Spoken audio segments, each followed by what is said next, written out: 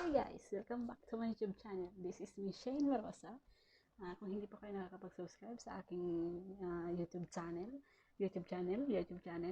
uh, pag-subscribe na po at pakihit na rin ang notification bell, like and share po para updated kayo sa aking mga videos, aking mga new videos na tinatalakay araw-araw o request sa akin kung ano ang dapat ang gagawin kong topic.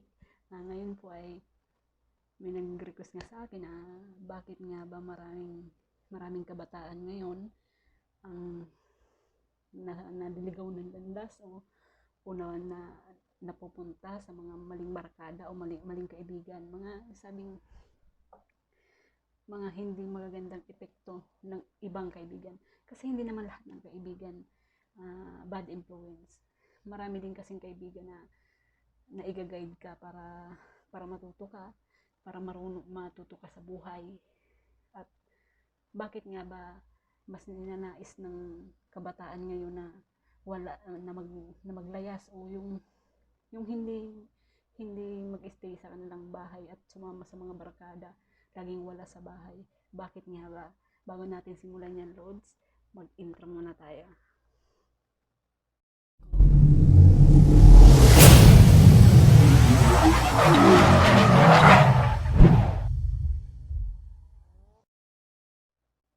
Hi! Ayun nga, Lods. Bakit nga ba maraming kabataan ngayon ang nababarkada o napupunta o nakakasama sa mga barkadang bad influence o good na barkada o kung anong tawag natin nito? Number one kasi, Lods, nagsisimula ang kadahilanan ng isang teenager o kabataan sa panahon ngayon sa loob mismo ng bahay. Diyan nag-uumpisa lahat kung bakit mas pinipili nila kasama ang barkada kaysa ay mag-stay at home, makasama ang pamilya. Number one po talagang topic sa loob ng bahay. Kasi kung ikaw magulang, wag na wag mong papaulanan ng mura ang iyong anak. Pwede mo siyang kausapin, pwede mo siyang pagsabihan, pwede mo siyang pagalitan, pero sa magandang way, sa way na hindi siya mapapahiya, sa way na hindi siya magtatanim ng sama ng loob sa iyo, sa way na hindi siya mag-iisip ng masama tungkol sa mga magulang nila. Kasi karamihan sa kabataan talaga, pag pinagsasabihan mo yan, lalong-lalo na sa harap ng barkada nila, halimbawa, yung anak mo may bisita, yung anak mo may mga kaibigan dumating sa inyong bahay, syempre ginumbitayan ng anak mo o sumama sa anak mo na gusto rin mapasyal sa inyo.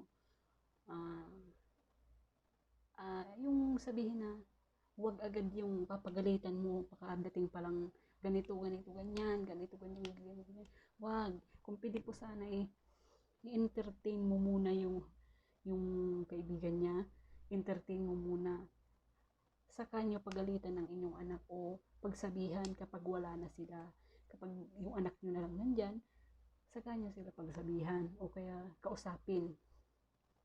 Dahil halimbawa po, kung ang anak nyo nababarkada na at halos hating gabi na umuwi o halos minsan hindi na umuwi, siyempre magulang ka, nag-iisip ka na ng hindi maganda kasi siyempre as magulang ka, iisipin mo ano na kaya nangyari doon, ano na kayang pinagagawa ng batang yun, ganito ganyan. Mag-isip din po kayo kung bakit mas ninanais niyang kasama ang barkada kaysa sa manatili sa loob ng bahay. Kasi po, ganito yan. Feeling niya sa barkada kasama niya, kinikare siya. Feeling niya yung barkada niya may pakialam sa kanya. Kasi oras na pinapagalitan niyo sila, minumura niyo sila, o sinasaktan niyo sila, pinagbubuhatan niyo ng kamay. Karamihan kasi sa ganyan, habang ginagawa nyo yun sa inyong mga anak, lalo silang nagtatanim sa manang loob o puot. Kasi bibihira yung bata na hindi magtatanim ng sama ng loob sa kanilang magulang. Oras na ganyan ang ginagawa nyo sa inyong mga anak. Kausapin. Ang pagdidisiplina naman kasi sa pananakit o pisikal na paraan, wala naman sanang masama doon kung nasa lugar o hindi ganun kasakit o hindi ganun masasaktan ng inyong anak. Kasi hindi natututo ang isang bata sa pananakit. Natututo ang isang bata sa nakikita sa ginagawa. O ginagawa din sa kanila. Kasi hindi yan magtatambay, hindi yan maglalakwatsa o hindi yan sasama sa mga kaibigan nila kung okay sila. Kasi feeling nila yung comfort nandun eh. Yun nga, feeling nga nila yung comfort nga nandun. Kasi tuwing may problema sila, barkada pinupuntahan nila. Tuwing magulo sa bahay nila o pinapagalitan sila, barkada ang nakakasama nila. Parang yun na ang nagiging labasan niya ng sama ng loob o mga hinanakit niya hindi kasi, akala mo kasi yung kabataang iba okay lang sila. Pagalitan mo, murahin mo, ipahiya mo, saktan mo physically, saktan mo mentally,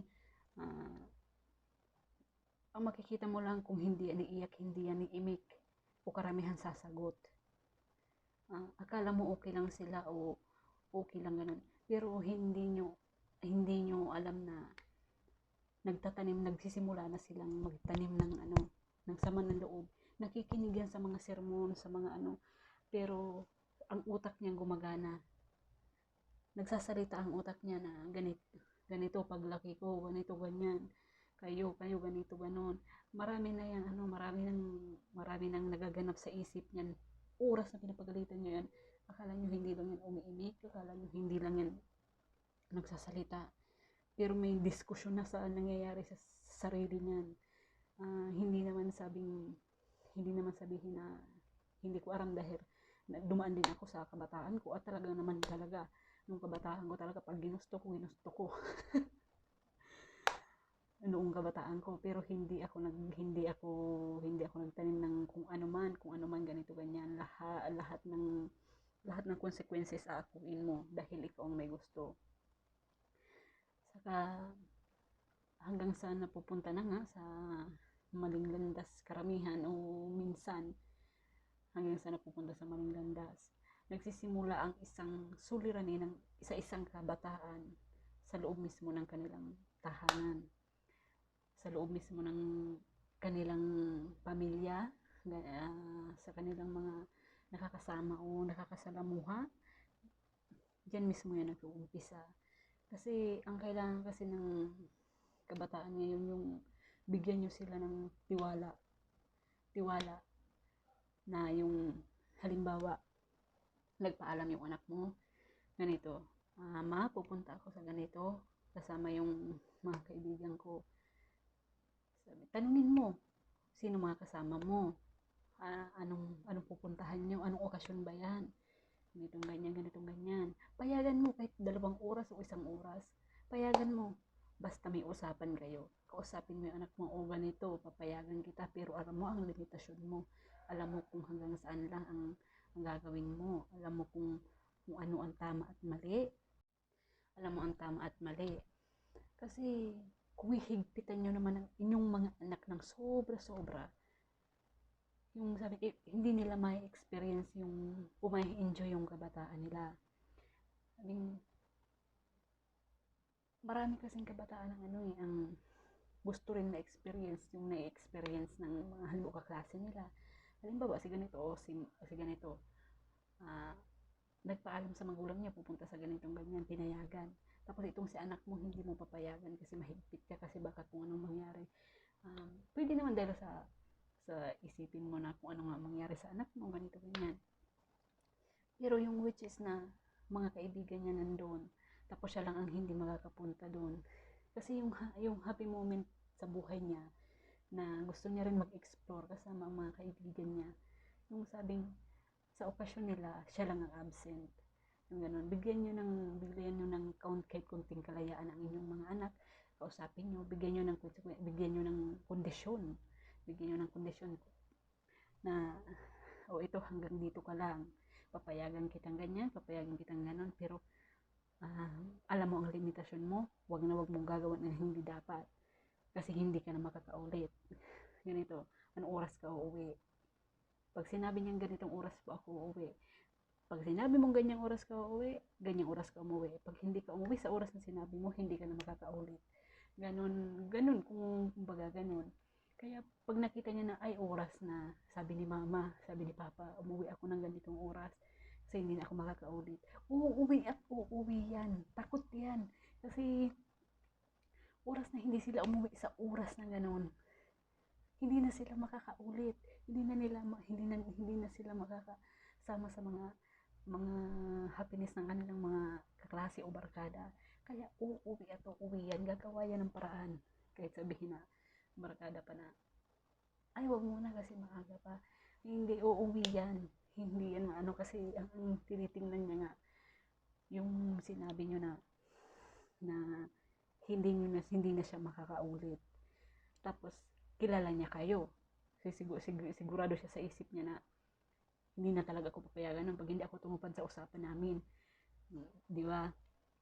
Hindi yung masyado nyo namang hihigpitan ng masyado yung sasakalin ng anak nyo, o masyado yung kastigo brutal, di ba? Yung sasaktan yung hindi na po dapat yan ginagawa sa kabataan ngayon. Siguro nung mga panahon ni Kupong talagang totoo po talaga. Brutal noon ang pagkakastigo sa mga kabataan. Dahil ang gusto noon ng mga magulang talaga, ituwid ang kanilang mga anak. Gusto kasi talaga noon ng mga magulang talaga, tuwid talaga. Sa panahon namin natin ngayong moderno, noong wala pa ang mga gadget, anong oras lang, nasa loob na yung mga bata eh. Pag tinao nga daw ng manok nasa bahay na. Sa panahon ngayong moderno, dahil uso na ang gadget, sa panahon ngayong moderno, kailangan natin i-experience sa ating mga anak ang mundong kung anong meron tayong panahon ngayon. Pero yung may limitasyon din naman. May limitasyon, may yung alam mong matututo siya, alam mong hindi mo siya masasaktan ng sobra-sobra, physically o mentally, kasi mas masakit kasi yung sa salita talaga. Mas masakit talaga yun. Kasi yung physically kasi, paghupa nung sakit wala na eh. Paghupa nung sakit wala na. Ay, yun naman po kasi talaga. Ang mai-share ko ngayon sa inyo, yun hanggang doon na lang po talaga ako, kasi hindi ko na papahabain ang aking vlog kasi anong oras na po dito sa aking lokal. See you to my next video. Maraming salamat po. Thank you so much. Sana po huwag kayong magsawa na panoorin ang aking mga share na video, at po lang sa manood sa aking mga videos. Maraming salamat po.